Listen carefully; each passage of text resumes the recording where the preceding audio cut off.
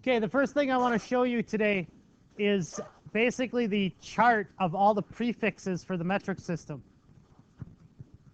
Remember how I said that, like, when we talked about, we have our three things that we measure. We measure length, and the base unit for length is the meter. We measure weight, and the base unit for metric is the gram, and the base unit for volume is the liter. And if you remember me saying, like, weight-wise, there is such a thing as a decigram or a hectogram. These are all the prefixes that we use, or that I wouldn't, that science, for the most part, scientists use. Now, this chart, the base unit is right here in the center. This is your liters, this is your meters, this is your grams, okay? So as you go up, it gets larger. There are 10 meters in a decagram. Or I mean, 10 grams in a decagram. There are 10 decagrams in a hectogram, which would mean that there's 100 grams in a hectogram. There's 1,000 grams in a kilogram. And then we go to 10 to the 6th power. It mostly goes up by the number 10. Okay? I don't know if there's in between kilo and mega. I don't know if there's anything. I'm not sure. But there's going to be 1,000,000 grams in a megagram. And then there's such thing as a gigagram, a teragram, a petagram. Okay? Going the other way, you have a decigram, a centigram, a milligram, a microgram, a nanogram. I don't know what that is. Angstrom. Okay, I'm not sure. Gram. Now, as you go down, you get smaller. There's 10 decigrams in a gram. There's 10 centigrams in a decigram, which means there's 100 centigrams in a gram. There's 1,000 milligrams in a gram, and so on. And it's not just gram. It's the same as liter. It's the same as meter. It's the same as it's all the same. You know, so I already told you there's 1,000 kilograms or 1,000 meters in a kilometer, and so on. Okay? So this chart is, you can find this chart anywhere online. Yeah? Why would you want something to measure something that's small? That small? Maybe measuring molecules or things like that. Measuring, I don't know, bacteria or viruses or whatever. Okay? Just things that you would need with an electron microscope to be able to see. Now, I am going to make fans. You guys are going to be fans of the metric system after today.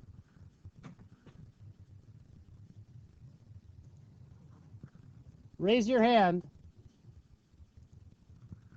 if you doubt that. Nice, most of you. Truly. It is not complicated. First of all, open your book to page 500. Everybody open your book to page 500. Lauren, did you raise your hand?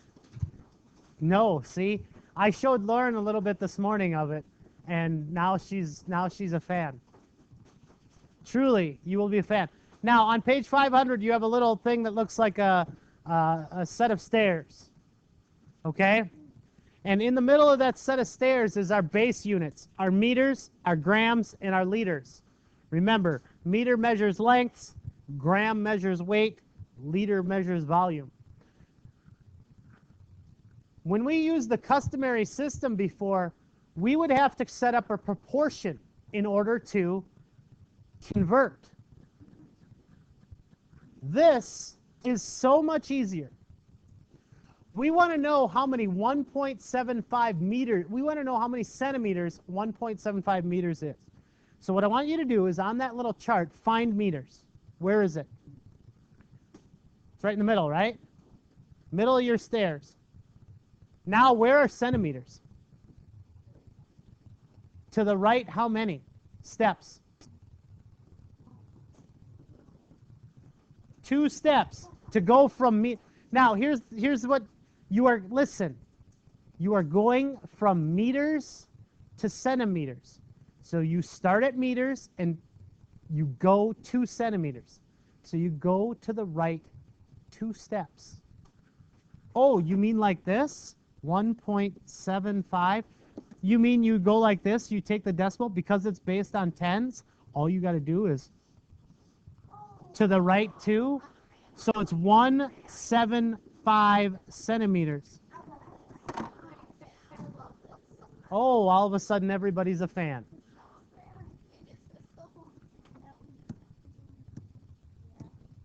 Now, the next problem. You have 15.5 kilograms and you're going to grams. So you need to remember, you need to start at kilograms because you want to know how many grams there are in a kilogram. So you have kilograms to begin with. Where are you going? You're going 2 grams. So how many steps do you go and what direction, Lacey? 3 to the right. So you mean 15.5. You find the decimal and you move it to the right. 1, 2, 3. And you add the zeros. So the answer is 15,500 grams. That's not too hard, is it? Now let's just say that we were going the other way. Let's say we were going from we have 120 centimeters, and I want to know how many.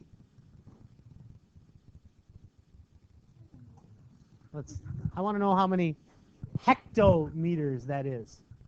Equals how many hectometers?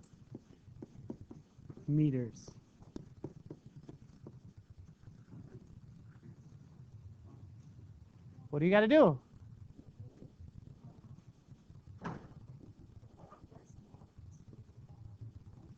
You move it to the left because you start at centimeters, right? Correct? I shouldn't say right. Correct. You start at centimeters, and then you move to get to hectometers. You have to move to the left. And how many do you have to move to the left? 4. So 120. So you find your decimal and you go 1, 2, 3, 4. There's my answer. 0.0120. It's hectometers. Raise your hand if you're a fan. Oh, come on. This is admitting that you're... There's no catch. No, there is no catch. Not even today. That's how you convert metric system. That's how you do it. That's how it's done. Yes? You won't always have the chart. How would you? You won't. That's a very good question. You won't always have the chart. How would you do this? Watch this. No? Well, I guess you got to remember things. That might be true. But if you, hey, look. If you look at that chart, okay, and this is place value, 1, you see these tens? That little raised exponent tells you how many places to move it. Oh my gosh. Okay? And then plus is will move it, well, depending on where you're going. As you go up the chart, if you're going from small to big, if you're going up the chart, you'll move it to the left. If you're going from big to small, you'll move the decimal to the right. Yes. They're not all one away from each other. Well, not these. Yes, not these, but it still tells you how many places to move it. Yes, and that's what science has done. Your homework. Page 502. 12 to 34 even.